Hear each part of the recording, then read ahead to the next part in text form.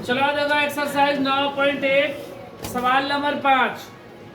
क्या बोला है कि भूमि से 60 मीटर की ऊंचाई पर एक पतंग उड़ रही है। भूमि से कितना ऊंचाई पर 60 मीटर। एक पतंग उड़ रहा है। देखो ये पतंग है,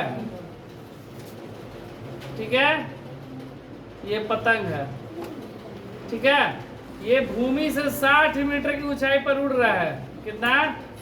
60 मीटर। ये मान लो ए बी हो गया ऊंचाई, एक पतंग हो गया है जो भूमि से 60 मीटर की ऊंचाई पर उड़ रहा है। पतंग में लगी डोरी को अस्थायी रूप से भूमि के एक बिंदु के साथ बांध दिया गया, जो भूमि के साथ डोरी का झुकाव 60 डिग्री है। इसमें जो डोरी ऐसे लगा है वो बांध दिया गया है ऐसे, जो कि 60 डिग्री के कोण पे झुकी हुई है, ठीक है। यह मानकर कि डोरी में कोई ढील नहीं है, यह मान लेना है कि कोई ढील नहीं, एकदम क्या है, तना हुआ है, टाइट। तो डोरी की लंबाई, ये कितना लंबा डोरी है, इस डोरी की लंबाई पूछा गया है। तो देखो यहाँ पर कोण 60 डिग्री का दिया गया, लंब हमको पता है, कोण के सामने की भुजा लंब पता है, हमको कर्ण निकालना है। लंब और कर्ण किसमें संबंध होता है? हम लोग साइन 60 निकालेंगे बस आ जाएगा, ठीक है।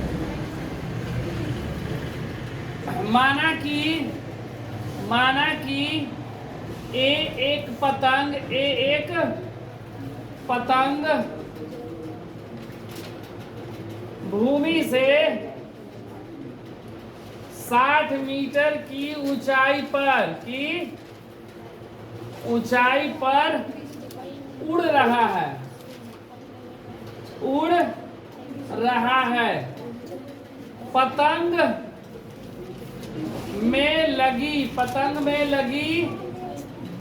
पतंग में लगी डोरी भूमि के बिंदु सी से बांध दिया गया है, जो 60 डिग्री का कोण बनाता है। 60 डिग्री का कोण बनाता है, ठीक है।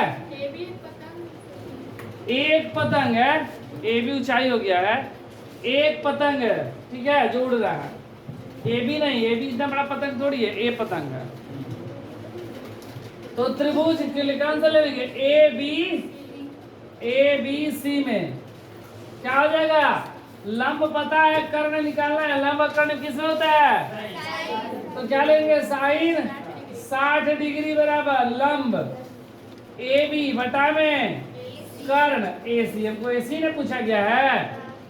tan 60 का मान √3 बटा में 2 ए बी बटा में ए सी निकालना है, तिरछा गुना, तो √3 ए सी बराबर 60 दूनी 120, ए सी बराबर 120 बटा में √3।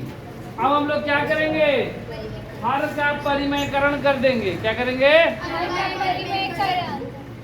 हर का परिमयकरण करने पर तो AC बराबर 120 बटा में √3, परिमयकरण करेंगे तो √3 बटा में √3, 120 √3 बटा में 3, 40 किया 120, 40 √3। इसलिए डोरी की लंबाई पूछा गया है ना, डोरी की